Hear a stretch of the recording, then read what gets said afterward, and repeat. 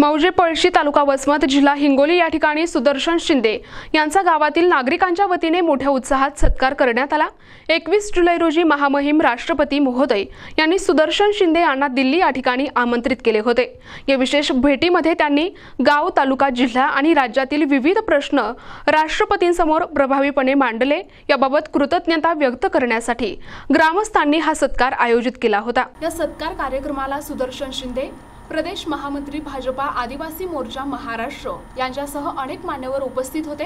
यामध्ये रामप्रसाद सोळंके, भाजपा तालुका उपाध्यक्ष वसमत, संतोष महाराज गिरी, सर्कल अध्यक्ष हयातनगर, सोळंकेजी पंचायत राज अध्यक्ष तालुका वसमत, अर्जुन भेंडे माजी तालुका अध्यक्ष पंचायत राज वसमत, रावसाहेब हरिभाऊ बेनके, नामदेवराव डांगरे, शामराव डांगरे, बालाजीराव बेनडे, प्रल्हादराव बेनडे, तंटामुक्ती अध्यक्ष पळशी, मारुतराव ढगे, माजी ग्रामपंचायत सदस्य पळशी, रामा गाडगे, बापूराव बेनडे, पिंटू बेनडे तसेच गावातील अनेक प्रतिष्ठित नागरिक मोठ्या संख्येने उपस्थित होते। सुदर्शन शिंदे यांनी जनसामान्यांचे प्रश्न दिल्ली दरबारी मांडल्याबद्दल ग्रामस्थांनी त्यांचे कौतुक केले।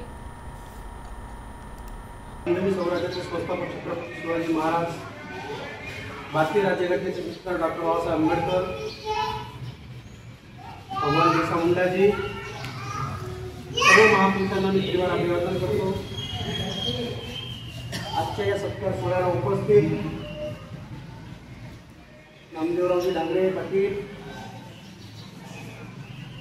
आत्ताच नवनियुक्त भारतीय जनता पार्टीचे त्यांना तालुक्याचा उपाध्यक्ष असा पद देऊन सन्मान केला।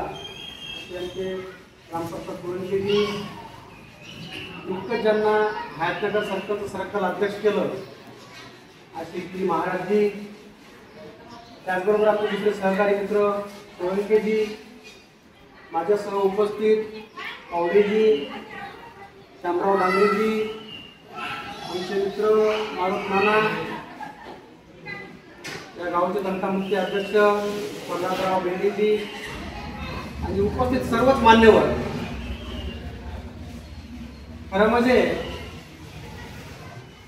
मला जेव्हा 17 तारखेला राष्ट्रपती भवनातून ईमेल प्राप्त झाला आणि त्या ईमेलमध्ये असं लिहिलेलं होतं की देशाच्या महामहिम राष्ट्रपती द्रौपदी मुर्मू ताई यांनी आपल्याला 21 तारखेला राष्ट्रपती भवन इथे आमंत्रित केलेलं आहे। तेव्हा मला देखील आश्चर्य वाटलं आणि मी भारावून गेलो। खरंच एवढी मोठी संधी आपल्याला मिळू शकते का?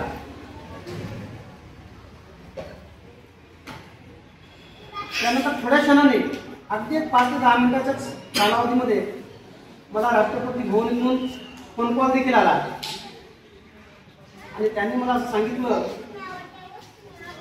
की साहेब, आपल्याला राष्ट्रपती महोदय यांनी 21 तारखेला राष्ट्रपती भवन इथे आमंत्रित केलेलं आहे आणि आपल्याला इथे पोहोचायचं आहे। तुम्ही जे मागील 20 ते 25 वर्षाच्या कालखंडामध्ये समाज हिताचे